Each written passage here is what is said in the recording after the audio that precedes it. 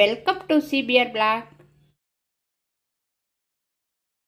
நம்மளுக்கு இந்த மழை காலத்தில் தொண்டை கரகரப்பு, சளி, இருமல், தலைவலி இதையெல்லாம் போக்கக்கூடிய ஒரு அருமையான மூலிகை தான் இந்த கற்பூரவள்ளி, துளசி.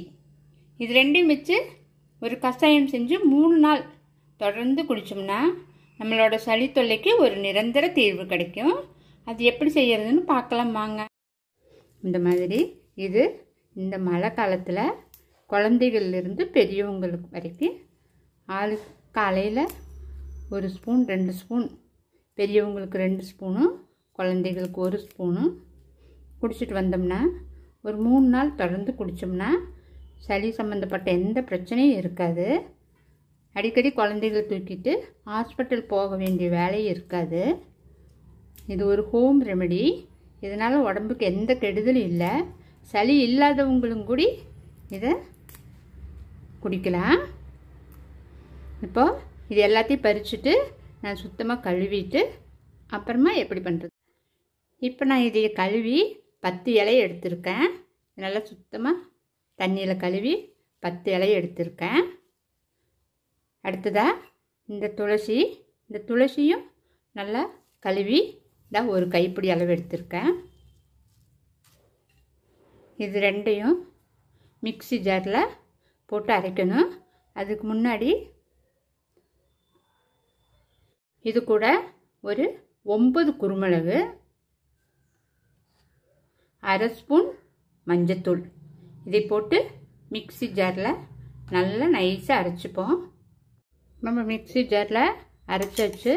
ஓரளவுக்கு தான் அரைச்சிருக்குது. ரொம்ப நைஸாக அரைக்க முடியல. கொஞ்சமாக போட்டதுனால ஜாரில் இவ்வளவு தான் அரைக்க முடிஞ்சது. பரவாயில்ல.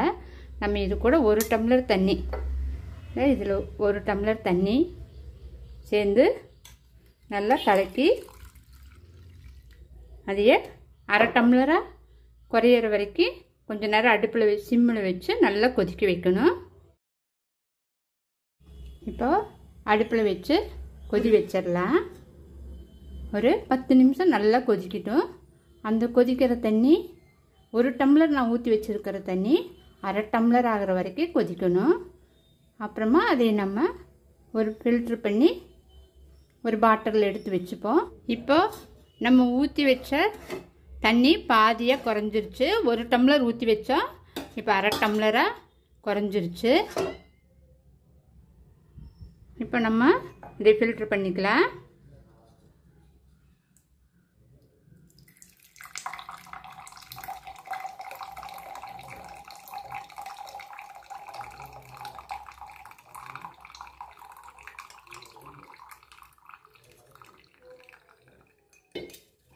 நல்லா ஃபில்ட்ரு பண்ணிக்கலாம்.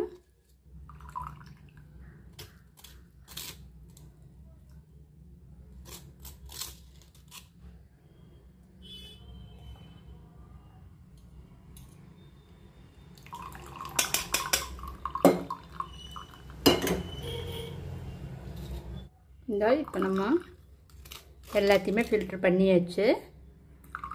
நம்ம 1 டம்ளர் வச்சது 1/2 டம்ளர் அளவுக்கு குறைஞ்சிருச்சு. இதை காலையிலையும் நைட்டும், குழந்தைகளாக இருந்தால் காலையில் எழுந்திரிச்சது 1 ஸ்பூன், பெரியவங்கன்னா 2 ஸ்பூன் குடிக்கலாம். அதே மாதிரி நைட்டு படுக்கிறதுக்கு முன்னாடி 1 ஸ்பூன், குழந்தைகளுக்கு பெரியவங்களுக்கு 2 ஸ்பூன். இது 3 நாளைக்கு இதை வச்சுக்கலாம். இதை நம்மளோட கஷாயம் ரெடி ஆயிடுச்சு. இது 6 மாதம் குழந்தையிலிருந்து எவ்வளோ வயசானவங்க இருக்கிற வரைக்கும் இது குடிக்கலாம். இதில் எந்த சைடு எஃபெக்டும் கிடையாது. சளி இருமல் இருக்கிறவங்க தான் குடிக்கணும்னு இல்லை, எல்லாருமே குடிக்கலாம். இது ரொம்ப ஆரோக்கியமான ஒன்று.